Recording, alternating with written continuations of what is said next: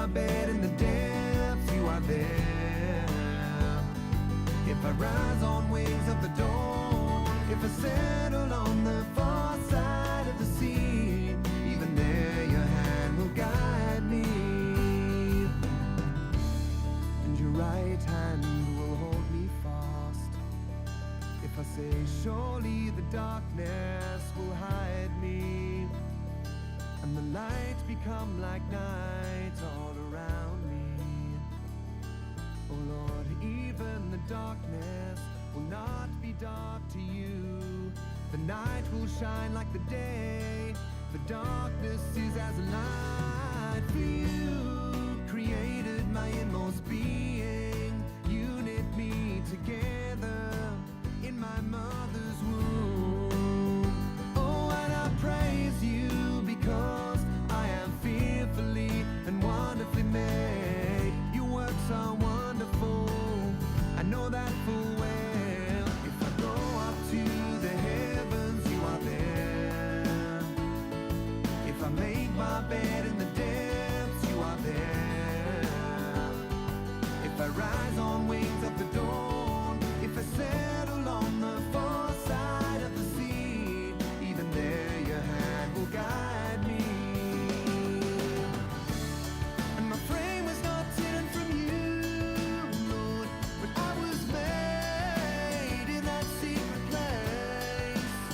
When I was woven together, when I was woven together, in the depths of the earth, in the depths of the earth. When your eyes, they saw my unformed body, all the days ordained for me were written in your book. Before one of them came to be, they were ordained for me. They were ordained for me.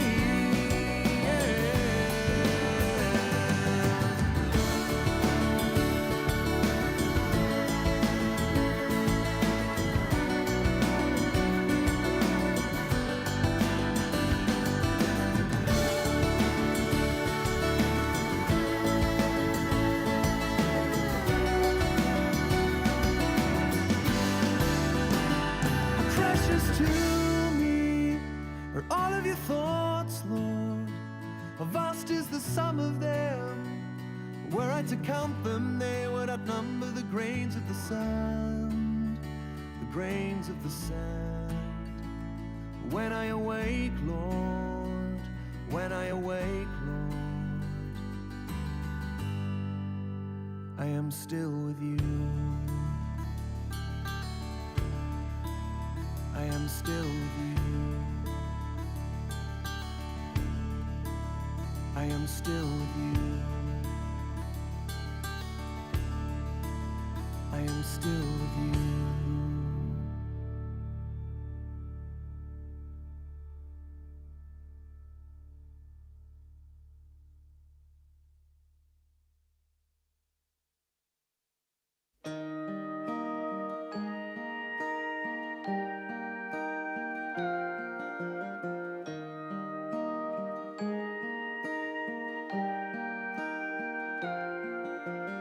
Holy Spirit, live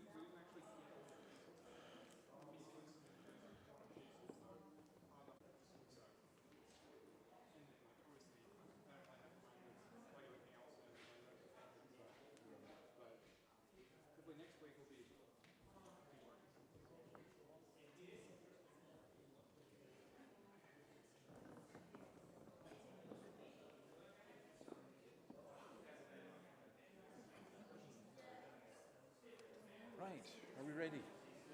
Good. Okay, let me welcome you. Good to see you, and thanks for coming out on a cold, wet, rainy night. But it's great to be able to come and to hear God's word, to worship him. We're going to do that by singing the song, You're the Word of God the Father. Let's stand and sing this first.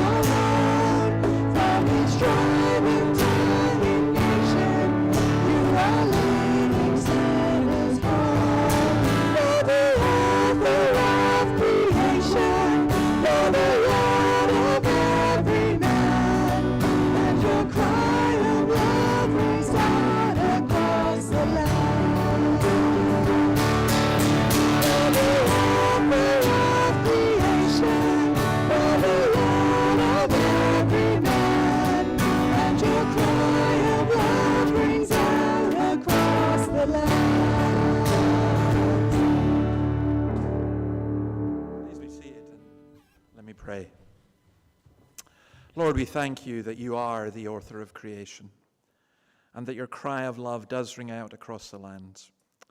And we ask that as we come into your presence, that you would help us as we worship you. We thank you for your goodness to us in so many ways. And we pray that however we come, some come with fears, some feel broken, some are very happy, some of us are proud and need to be humbled, some of us need to be lifted up, but all of us need to see you, and so we ask that you would help us with that. And may we be real, may we worship you in spirit and truth, for we ask it in your name. Amen. Okay, just one or two notices. If anyone's got any questions or comments, we do have a question time at the end, but you're also very welcome to contact me. My email address is very easy. It's theweeflea@gmail.com.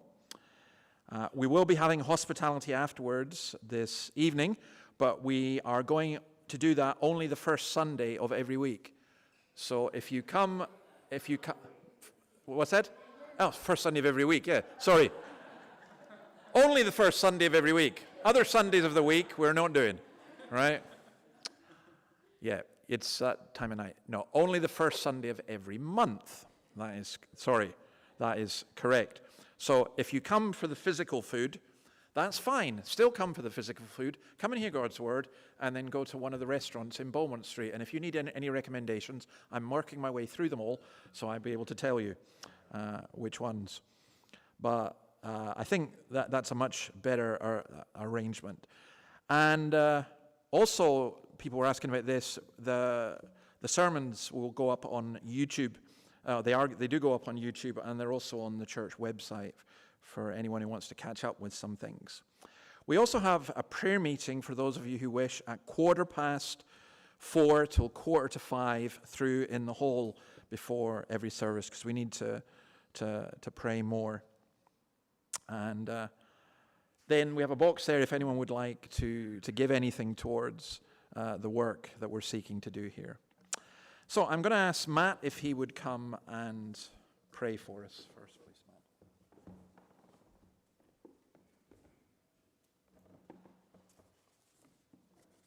Good evening. Let's pray. Father, Son, and Holy Spirit, we praise you that you are the creator of all things. We come before you as your creation, and we look out at your creation through the eyes you've given us. We thank you for the wonderful order we see. We thank you for the beauty that we see around us. And we also acknowledge and confess, Lord, that where there is disorder in this universe of yours, it is in our hearts, and it is in the things that we have done. Father, we pray, forgive us. And Father, we thank you that you are the Redeemer, that you sent your Son, who has come to set us free from the kingdom of darkness and bring us into the kingdom of the Son that you love. We thank you, Lord, that you set us free, that we might live in freedom before you. Lord, we thank you that you are faithful, Father, Son, and Holy Spirit, to all your promises. And all your promises are yes in Jesus of Nazareth. We thank you, Father, that your covenant promises to Abraham, to David, have been answered by the coming of your Son. And Lord, we pray, help us as we walk by faith each day, just as Abraham and David did. Lord, we confess that we would rather walk by sight, but you have called us to walk by faith. So help us as we do that each day through each week. Lord, above, we are troubled by this world we see around us. We hear of warfare on the news. We see refugees on the news. We see the homeless in our own streets. We see an environment in distress. And we thank you for the many people you've put in this world who are out there and active and working. But we pray for these situations, Father, that one day they would come to an end. Father, we lift up these things that trouble us before you. Father, we pray for all the local churches that preach your gospel, that meet together in the name of the Father, the Son, and the Holy Spirit. We pray that you'd bless their work. We pray that all the Christians in our community would be greatly encouraged, and that they would be wonderful ambassadors for your gospel in this neighbourhood. Father, we pray for those among us who are not well tonight, for those who have been chronically unwell, and for those who are just unwell at this time. We pray that you'd be with them. We thank you that you are the God of healing. We pray that you would be with them and strengthen them for the days to come. Father, we think of those with depression and anxiety. We pray for them. We think of those who'd love more work. We pray, Father, that you would provide.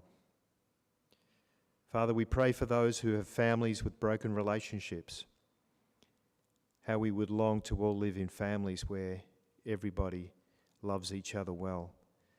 Father, we pray for those who are struggling with each of these things, that they would know your peace and your comfort every day. And Father, again, we confess our sins. We come before you as those who know we have left many things undone.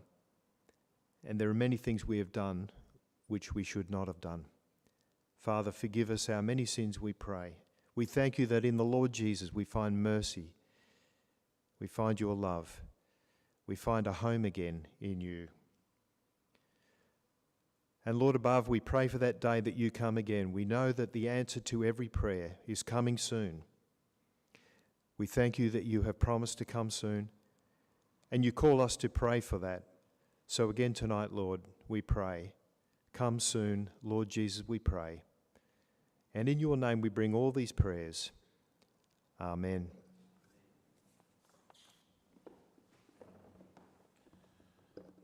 Now, I did say also we've got children. Is Sam here somewhere?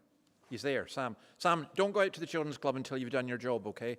You know what it is. Well, you can do it after we've sung, all right? We're going to sing Psalm 139. Now, I love the Psalms and the poetry and the way that they express how we feel, but also who God is. And this is another great psalm. When you go home tonight, just have a look over the whole psalm. But we're going to sing verses 1 to 10. So let's stand to sing.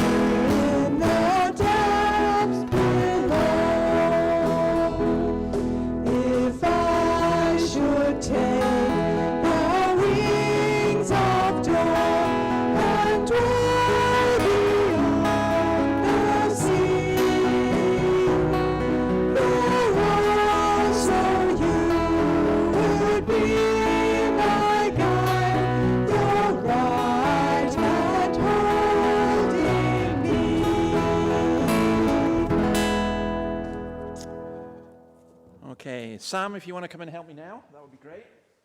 Before we read God's word, I've got some notes, what we're going to look at. And if anyone would like a note, then you just put your hand up and Sam will give you one. Okay. So they're just kind of summaries. You just take your time, don't worry. We are going to be looking at John chapter 4. Now, I had thought that we would be able to look at John chapter 4, the whole story of the Samaritan woman, but I ended up thinking there's at least 10 sermons in here, so I'm just going to give you 2 of them. So we're only going to go to verse 26 tonight, if we can get that far. And I'm going to ask Ev if she will come and read John chapter 4, verse 1 to 26.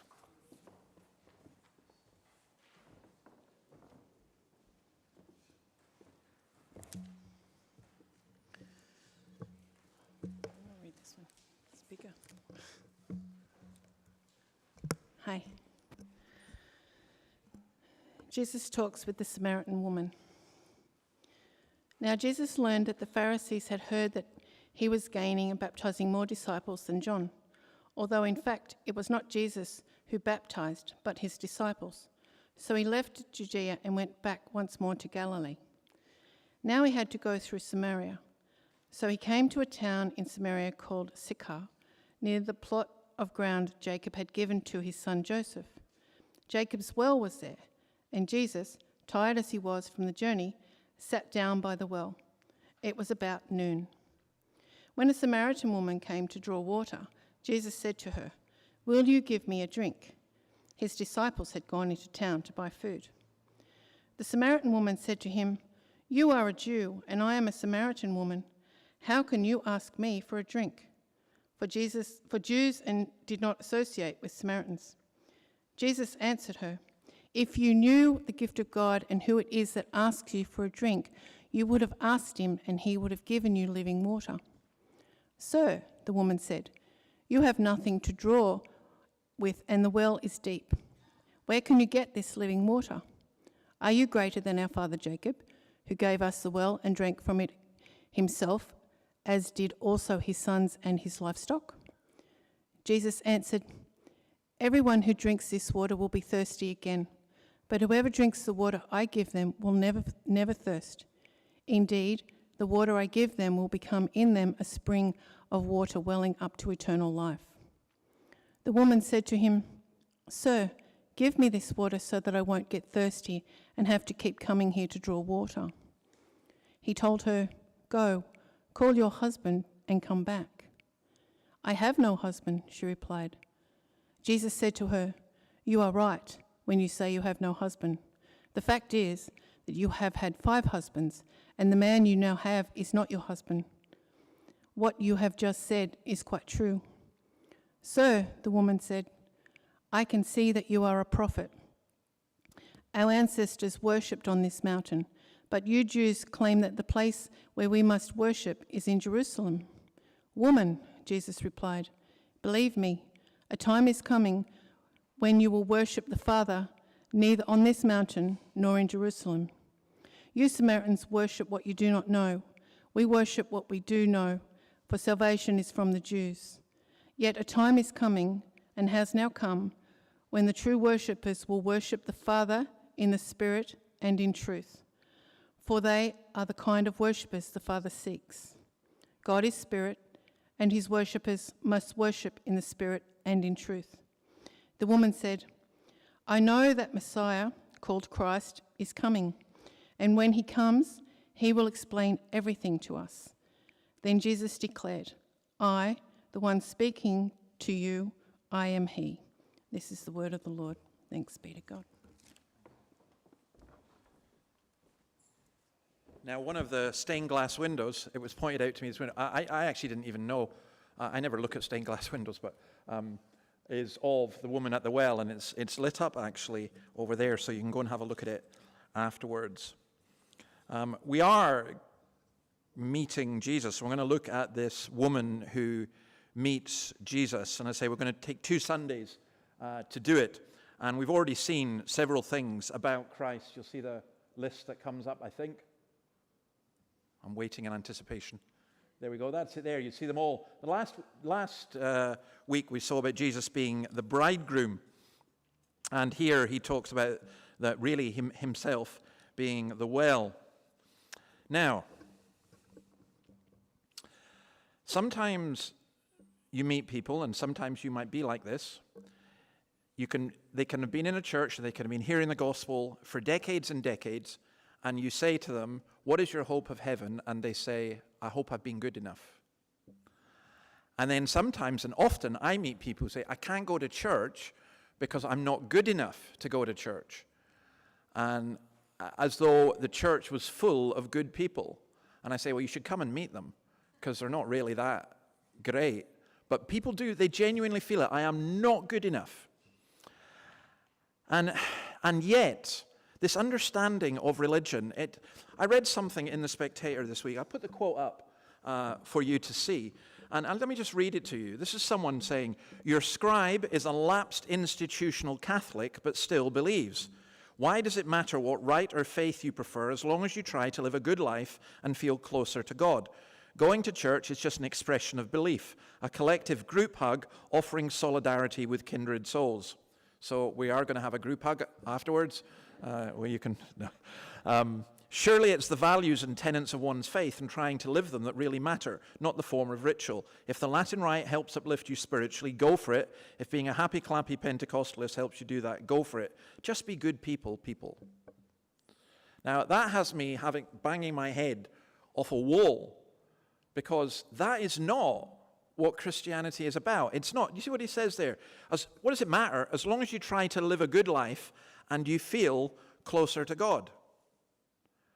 So imagine if you're here tonight and you're conscious you're not really living a good life and you feel far away from God. Well, it really does matter, actually. It matters that we try and understand who Christ came for. And this woman, the story of this woman, is really remarkable. In fact, it's remarkable in so many ways that I was getting so into it, I thought, I really genuinely did think, I could do 10 talks on what Christianity is from this one story, but I thought that would try your patience a bit. So let's look at verses 1 to 9, which I've read. And this is, saying this is a despised woman meets Jesus. Now, you'll notice Jesus continues to talk about water. His disciples are baptizing, though it's recorded that Jesus didn't baptize himself. And then he comes across this woman. And I want to say that there is a contrast between the man that meets Jesus in chapter 3 and the woman that meets Jesus in chapter 4. Nicodemus in chapter 3, he was learned, he was powerful, he was respected, he was orthodox, he was theologically trained. And I would say that when he met Jesus, he didn't get it. And I would say it took a long time. You have to get to the end, 3 years later, before Nicodemus finally comes through. But I would say this woman, she was unschooled, she was without influence, she was despised, she was a woman, she was a Samaritan, she was a moral outcast, and yet she did get it. Both of them needed Jesus, but she is the one who, because I think her need was so clear, she really did grasp it. And I think we need to think about that in terms of when we're trying to communicate the gospel to people. Often there are people who are coming to church. Often there are people who are good people, and they just don't get it. They can't get it. You can preach at them until they're blue in the face. They don't get it. And then there are other people who would never think of darkening the doors of a church, who, when they do meet Jesus, it instantly clicks for them. So let's look at this story now. It's an interesting detail is it's Jacob's well, and Joseph was buried near there. You can actually still find Jacob's well today. Over many centuries, churches were built there, but they were destroyed when the Muslims took over. And there's now this Jacob's well, now almost 100% certain, lives near the shadow of a crypt of an unfinished Orthodox church. Joseph was buried about a couple of 100 meters from it. And so, in a sense, it's kind of a sacred spot. But for this woman, it was a place where she could get water. And you'll notice, look at the detail of verse 6. Jesus was tired. Tired as he was from the journey, he sat down by the well. Jesus did get tired, okay? So sometimes when you're tired, you might say, oh, how come I haven't got energy? Just think, well, I'm like Jesus. He got tired as well. And he did get tired. And so he sat down by the well. And yet, although he sat down by the well, he reached out to this woman. And I think, just in passing, that this is a great lesson for us. When he saw this woman, there must have been the temptation to say, and Jesus was tempted like us. That's what the Bible tells us, tempted in every way just as we are. He must have been tempted to say, I'm so tired, I just don't have time for this. I'm exhausted from all that he had been doing already. And I think we can empathize with that. I remember a man coming when I was a very young minister, 24 years old. I remember a man coming to the door on a Saturday, and it was my day off, and I was in a dressing gown, and he came and he said, I knew it was your day off, and I knew you'd be at home, so I wanted some help. So I said, all right, get in the car, and he got in the car, and I drove him down to the next village to one of my elders there, and knocked on the door and said, Ross, deal with this guy. Because I could not be bothered. And I was young and fit and healthy. And you just get to a point where I'm sure you understand the expression peopled out. I mean, you're lovely people, but I don't want to see you all the time. And you don't want to see everyone else all the time as well. And you do get tired. And I think we need to understand that, and we need to empathize with that. And yet, also, we need to understand that sometimes we do have to go the extra mile. Not all the time. You can't do it all the time, because if you do it all the time, you'd crack up. But in 1 Thessalonians 2, verse 9, Paul says this, surely you remember, brothers and sisters, our toil and hardship. We work night and day in order not to be a burden to anyone while we preached the gospel of God to you. So yeah, it's hard work. Being a Christian is hard work. Seeking to communicate the gospel is hard work. It's never easy. I am going to teach you a Scottish phrase. It's a great phrase. I love it. And it's simply this. It's a sair fecht. It's a sore fight. It's a hard fight. So this woman was despised. Now, why was she despised? Well, firstly, she was a Samaritan. And if you were here this morning, and why weren't you? You would have heard about the division between the Samaritans and the Jews. It was a religious and a racial division. It had gone on for centuries. And in fact, a popular prayer amongst the Jews at that time said, and O Lord, do not remember the Samaritans in the resurrection. Don't raise them. There really was that level of animosity. And so, first of all, Jews don't speak to Samaritans. She pointed that out. You are a Jew, and I'm a Samaritan. But more than that, she was a woman. A strict rabbi would not even talk to a woman. But Jesus not only spoke to this woman, he did something else that for us we wouldn't immediately recognize as significant. He asked to use her drinking utensil. And so he became defiled, because to drink from a cup that the Samaritans drank from, and he deliberately did that. What we learn, I think, in this is that the gospel of Christ clearly crosses barriers. We talk about being inclusive in our culture, and I have to say, the more I hear the words inclusive and tolerant and equal, the more I realize that they mean almost exactly the opposite. We're not inclusive in our culture, we're not equal, and we're not tolerant. But sometimes in the church, we need to be really, really careful, because we do want to be inclusive. We put on our website, we're an inclusive church. And a lot of people understand that as code for welcoming LGBT people. Well, actually, we do. We welcome anyone to hear the gospel. We don't necessarily affirm everyone in their lifestyle. In fact, we don't affirm anyone's lifestyle, because we're communicating the gospel, which says that all of us are sinners and need to come to know Christ. But there is a real inclusivity that happens. Oh, I can't go to that church because they wouldn't welcome people like me. Well, no, that should never, ever be the case. I think the woman was surprised. She's definitely surprised because of Jesus being defiled in his terms by speaking to her. But I love this idea. I can't remember where I read it. I read it somewhere that Jesus sanctifies everything he touches. Jesus makes holy everything he touches, so that the ugly and those who are morally corrupt and those who are conscious of their badness, Jesus can make that good and right and holy. There's another aspect here as well, and it's this. There are people who argue the only way you can communicate the gospel is through relationships, or those you have relationships with. So you're talking about your friends and your family. What about people you don't know? What about people who are not your race? What about people who are not your culture? You come from a particular class. You have particular interests. You live in a particular area. You belong to a particular family.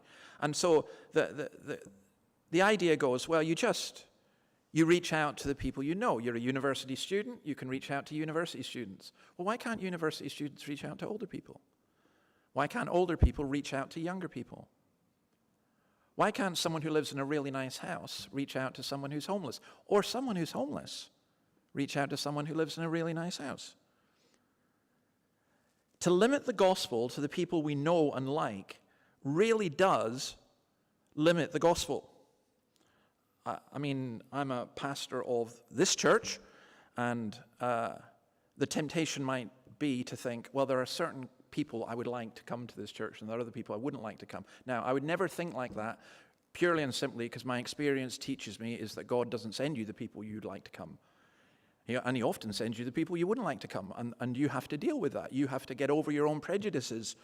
What I think John is doing here, he's doing something that really is quite spectacular. He's going from the religious leader, Nicodemus, to a Samaritan woman, and he lays as much emphasis upon her as he did on Nicodemus. A tired man sitting down talking to a woman who, in the context of the culture he was in, shouldn't even have been talking to her. So then we look at verses 10 to 14, where he makes this offer. Jesus answers her, if you knew the gift of God, who it is that asked you for a drink, you would have asked him, he would have given you living water. And her response, I mean, she had great physical needs. You need to understand why she was there. She traveled some distance, we're not sure how much, but you and I, when we go home, or even tonight, you turn on a tap. Have you ever thought how wonderful that is? To be able to turn on a tap and get water. I mean, none of you are old enough to remember the bad old days when you showered twice a year. Well, you didn't shower, you had a bath. But, you know, you couldn't. We have water literally on tap. But that is a remarkable thing, and it's a wonderful thing, and it certainly didn't exist then. So you had to go and get water. And she went on her own. Now, again, this is really surprising. Women never went on their own. They went in groups. Why was she on her own? We'll see that in a moment. She had great spiritual needs, though, as well. She needed the water. So you see what she does. She says, you haven't even got anything to draw the well, and the well goes down deep. How are you going to get water? Are you greater than our father Jacob? And there she plays the descendants card, who gave us the well and drank from it himself. And Jesus' response is a bit enigmatic. Everyone who drinks this water will be thirsty again, but whoever drinks the water I give them will never thirst. Indeed, the water I give them will become in them a spring of water welling up to eternal life. Now, she clearly didn't get it. And again, note, there are many things in the Bible sometimes you might not get. You may misunderstand, which is why we teach and why we question and why we think. Sir, give me this water so that I won't get thirsty and have to keep coming here to draw water. She's thinking, this would be brilliant. If I was like the story in the Bible of the Shunammite woman who just, every time I used it, it just filled up again. That would be absolutely wonderful, and I wouldn't have to go through with this. But then Jesus says, he's saying to her, he's offering her something different. And it's really to do with a spiritual thirst. It's like in our society where you get things that you want and then you say, but is that all there is? The idea of living water comes from the Old Testament. And again, what's interesting is that the Samaritans didn't accept the Old Testament except the Pentateuch. Genesis, Exodus, Leviticus, Numbers, and Deuteronomy, they accepted that. They didn't accept the rest. And so the prophets and the Psalms are the ones that speak of living water. So Isaiah 55, verse 1, come everyone who thirsts, come to the waters. Or Psalm 42, verses 1 and 2, as the deer pants for flowing streams, so pants my soul for you, O God. My soul thirsts for God, for the living God. There is a spiritual thirst and a spiritual need that we have. And sometimes, I think, in our culture and in our society, that is disguised or it is expressed in different ways. Why wouldn't people flock to come and hear God's word and to hear about Christ? Because they don't know they're thirsty. They don't know they need it. And so we pray that the Spirit would waken people up to that need. I mean, to me, at some level, that's a little bit incomprehensible, because when I look at what our culture offers to people, it's so pathetic. In fact, it's worse than pathetic. It's like drinking salt water, which just makes you even thirstier. But Jesus makes her this offer. And then it gets, I was going to say better, but a little bit scarier, because he responds to her by saying, go call your husband and come back. She was a woman who had great relational needs. I don't have a husband. She didn't lie. She was very clever. Have you ever done that? Have you ever told the truth without giving the whole picture? It's a very, I mean, if you can do that, maybe. She did it. And Jesus, in one sense, he wasn't very polite. He was very direct. You're right, you don't. When you say you have no husband, the fact is you've had 5. And the man you're now living with is not your husband. Now, he wasn't saying that she had 5 husbands who died. He's talking about marriages that had broken down, relationships that had gone wrong, which was as prevalent in the world then as it is now. Don't think any of this is new. And the reason she was on her own was this: none of the women in her village would come with her because she was a disgusting woman. In their context and in their culture, she was a despised woman. She had nobody. Now, I think in our culture, if someone said they'd had 5 partners, it wouldn't necessarily be despised. So I was trying to think of an equivalent, if there is one. Well, imagine if someone was a Nazi or something. They'd be despised. Or someone was coming out of prison because they had seriously injured someone or abused somebody. They would be despised.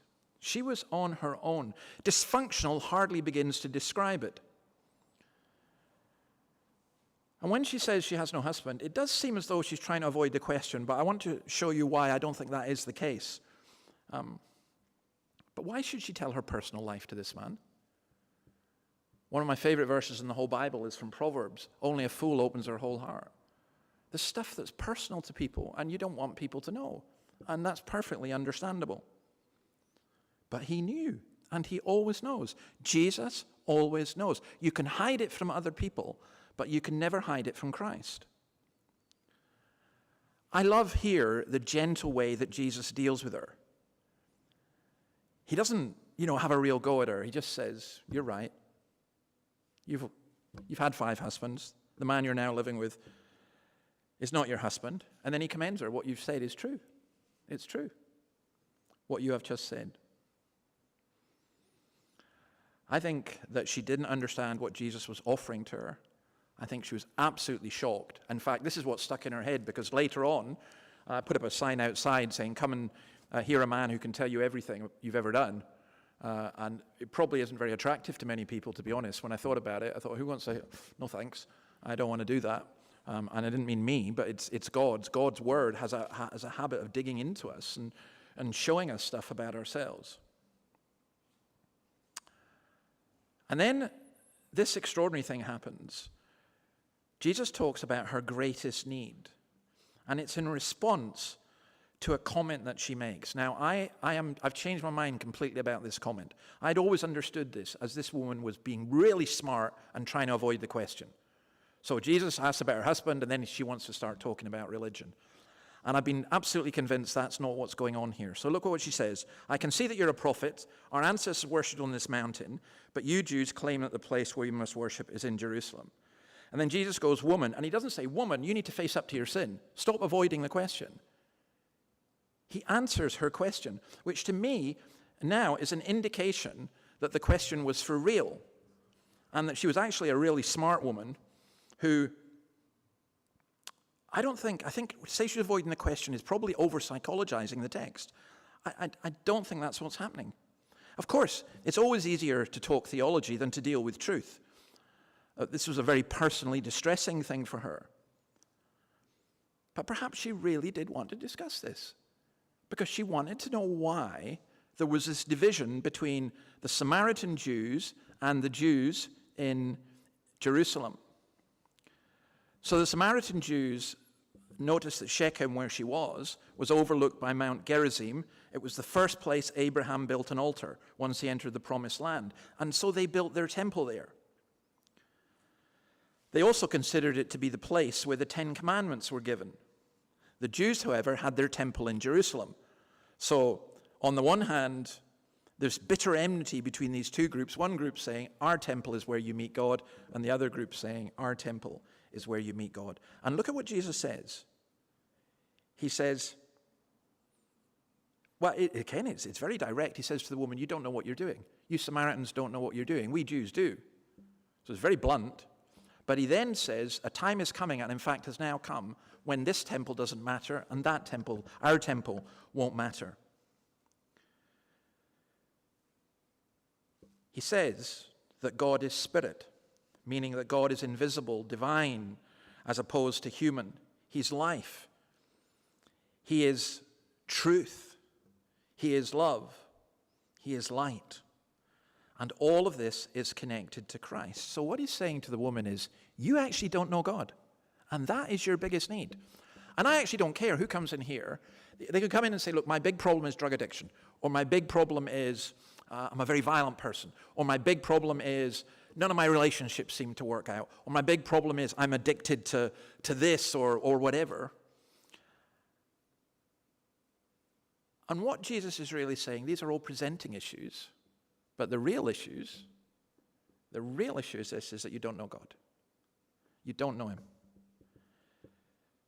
Now, did the Samaritan woman understand all this? I think she did.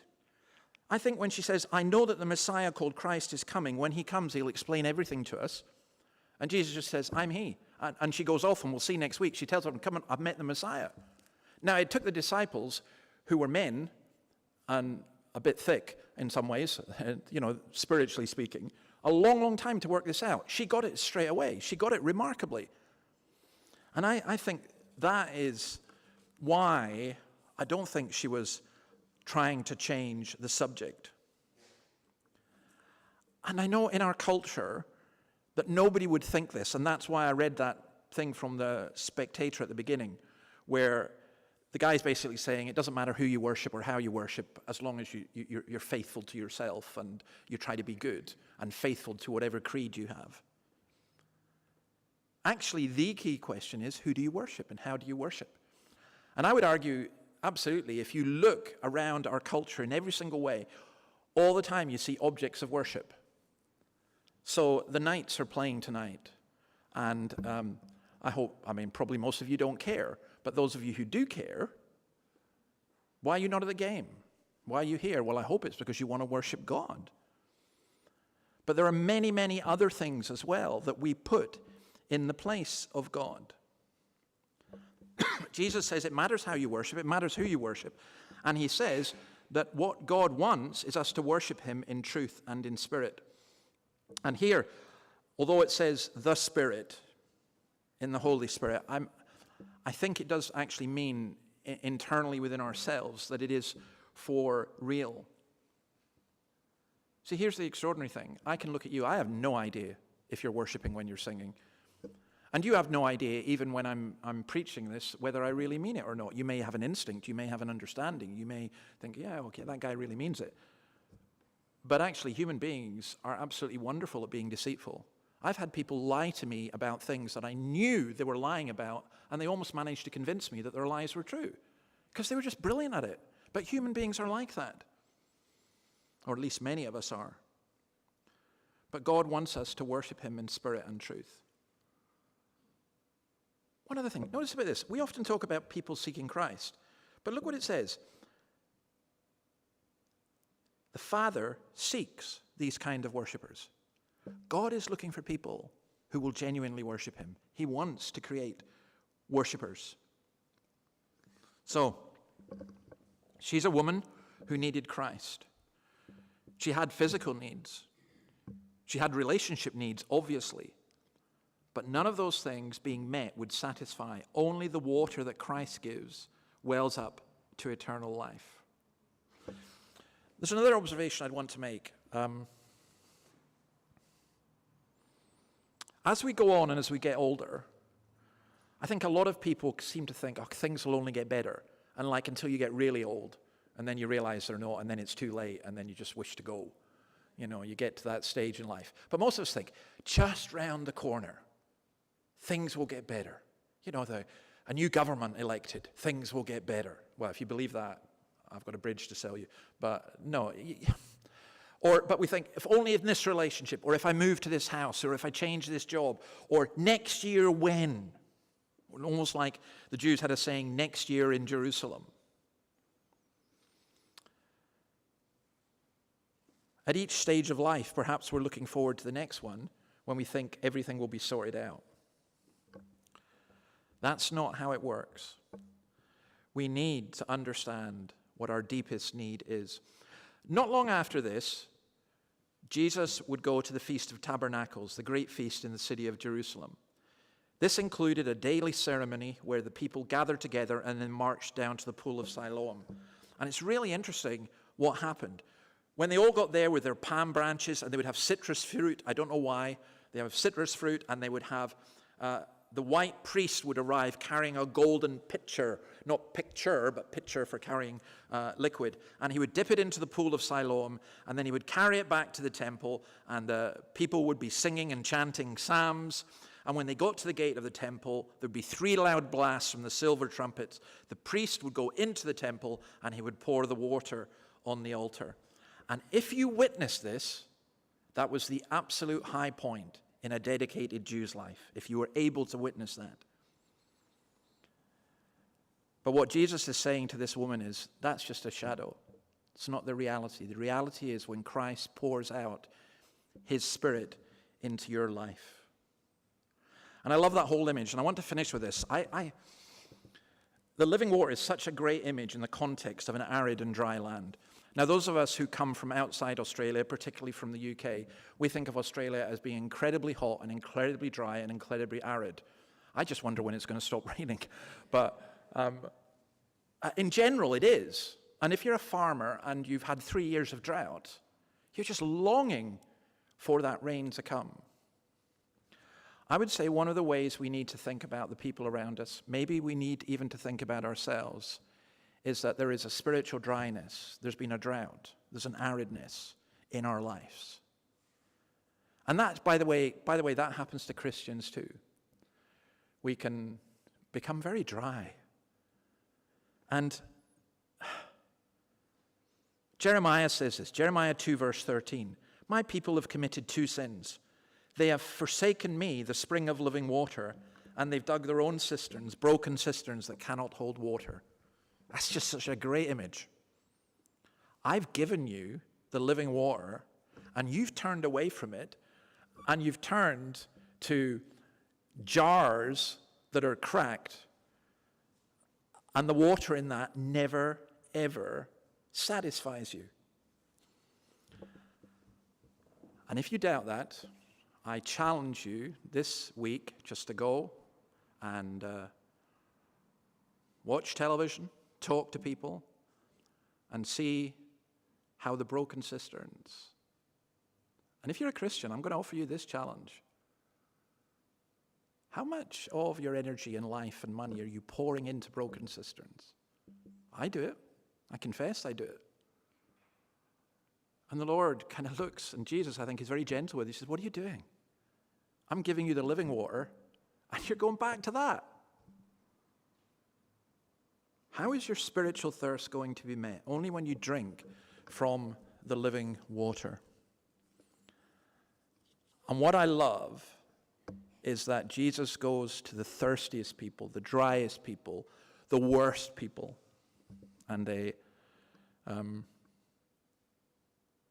lap it up. My son is a church planter in a housing scheme estate in Dundee in Scotland. And there's a wee video, in fact, one day I'll show it to you, of a woman, of the church, and a woman's being interviewed. And she talks about how she started coming to the church. She talks about how her life was a bit rocky, which is a great way of putting it because she was just out of jail. But my life was a bit rocky, and she came into the church, and she says, they welcome you here, and they don't judge you. And then she said, and just this extraordinary phrase, I smile whenever I hear this. She says, the worst of people come in here. That's got to be good, eh? That's got to be good. And that's just a wonderful thing. The worst of people come in here, that's got to be good. Do we think like that? I don't think we do. We want the best of people. We just like our people to become Christians who are just nicely rounded and shaped and will fit in very well, but the worst of people. So I'm going to leave it with that. We'll look at part 2. You see why that's only part 1. We'll look at part 2 next week. But does anyone have any questions or comments? I've got one. I know I've got to answer. So I was trying to speak so long that I wouldn't have to do it. But there's a question about if Jesus was so gentle with this woman, why is the church so hard on women? Nah, sorry. I don't accept the premise of the question. And I'll tell you why. Women can be hard too. You know, I listen, there's an advert that appears on my podcast all the time from the UN about how women bring peace and women are wonderful and everything else. I'm sorry, women can be bad too. Men are bad. Men and women are equally sinners. But I also do think, yes, in the church there has been a history of misogyny because in culture there's been, and we too often reflect the culture, and that's not good, and that's wrong. But also be very careful how you romanticize Jesus. He's pretty direct with this woman. I'm not sure I would ever say to a woman, yeah, right, you have no husband. Well, Jesus didn't say in that way, but you know what I mean. You've got 5 husbands. I mean, that's pretty direct. You Samaritans don't understand. Would I say that to someone else? He's very direct. So I think it's very important to look at what the Bible says about the role of men and women, because I think it's the answer to a lot of the problems within our culture. And it's very real. I mean, domestic violence and misogyny and everything else is very real. And discrimination against women is actually very real. And it needs to be dealt with in a biblical way. Can you expand on verse 22, for salvation is from the Jews? Yeah, it's the same as Paul says, that salvation comes from the Jews. How does salvation come from the Jews? Because the Messiah came from the Jews, because the scriptures came from the Jews. And that's really, really important. We always owe the Jews a debt. Paul was the apostle to the Gentiles, and in every city, he first of all went to the synagogue to tell the Jews about Christ. They needed to hear about the Jewish Messiah, Jesus Christ. But salvation is from the Jews. Salvation didn't come from the Samaritans with their turning away from the Old Testament. And it doesn't come from other religions. But it has come from the Jews, and Christ is from the Jews. Right, that's all. I think we will finish with a song. And if you've got any questions or comments, please do feel free to speak to me afterwards. I'm not sure what the song is. Oh, Jesus Paid It All. That's right. It's this is just a wonderful song. The debt that we owe. Imagine this woman. She's certainly absolute. Someone would come to her and say, "Yeah, you're a terrible person. You've had 5 husbands," and she'd just go, "Yeah, but Jesus paid it all." It's a wonderful thing. Let's sing this. Let's stand.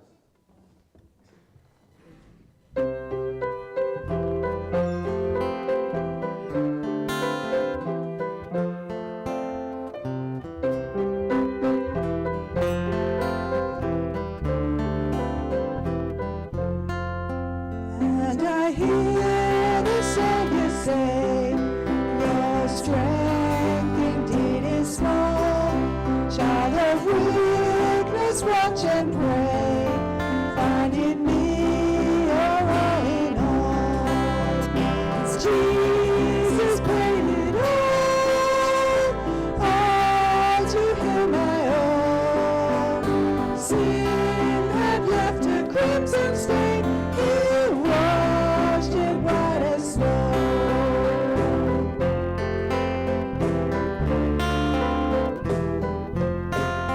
Lord, now indeed I find your power and yours alone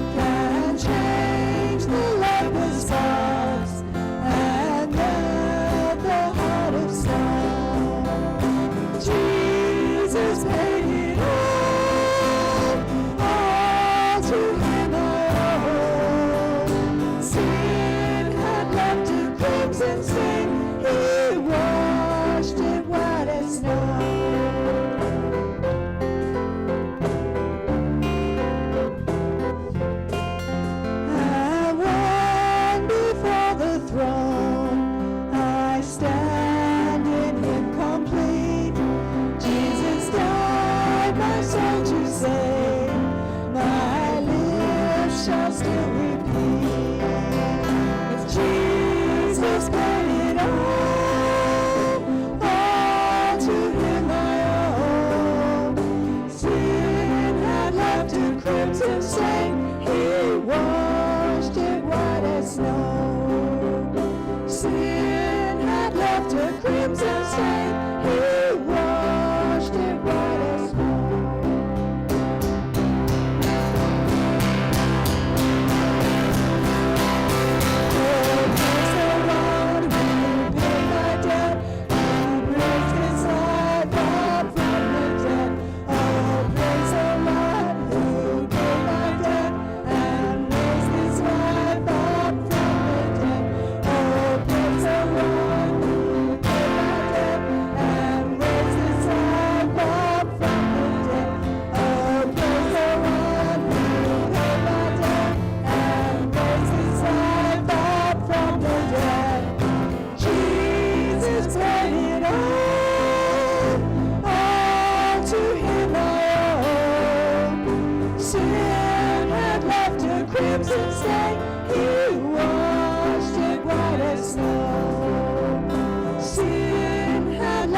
Crimson stain, he washed it white as snow.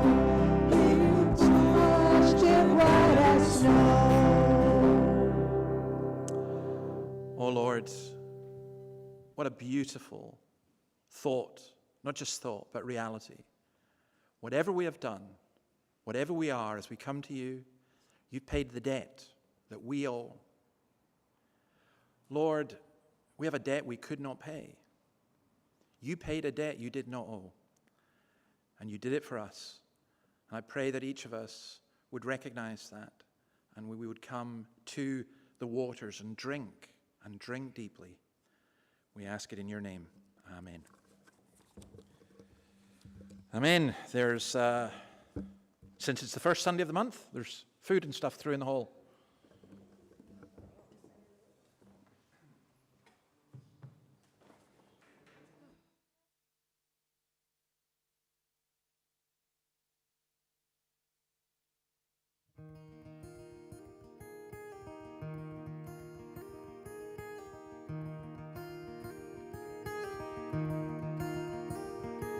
Oh Lord, you have searched me and you know me.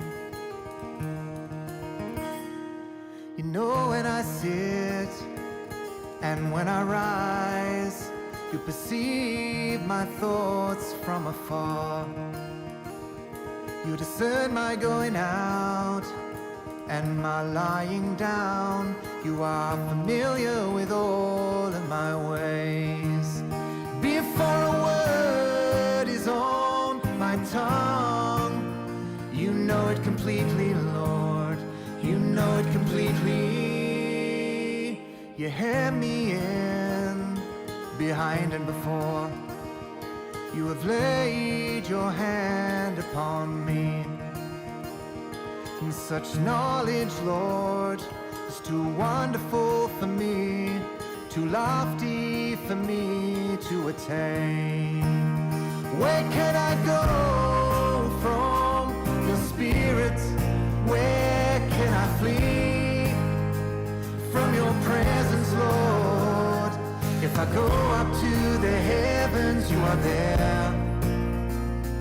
If I make my bed in the depths, you are there. If I rise on wings of the dawn, if I settle on the far side of the sea, even there your hand will guide me, and your right hand will hold me fast. If I say surely the darkness will hide me, and the light become like night all around me. Oh Lord, even the darkness will not be dark to you. The night will shine like the day, for darkness is as light for you. Created my inmost being, you knit me together in my mother's womb. Oh, and I praise you because I am fearfully and wonderfully made. wonderful. I know that full well. If I go up to the heavens, you are there. If I make my bed in the depths, you are there. If I rise on wings of the dawn, if I settle on the far side of the sea, even there your hand will guide me. And my frame was not hidden from you, Lord, when I was made in that secret place. When I was woven together, when I was woven together, in the depths of the earth, in the depths of the earth. Who in your eyes, they saw my unformed body. Oh, a day's a day for me, written in your book. Before one of them came to be, they were ordained for me. They were ordained for me. Yeah. How precious to me are all of your thoughts, Lord. How vast is the sum of them. Were I to count them, they would outnumber the grains of the sand. The grains of the sand. And when I awake, Lord, when I awake, Lord, I am still with you. I am still with you. I am still with you. I am still with you.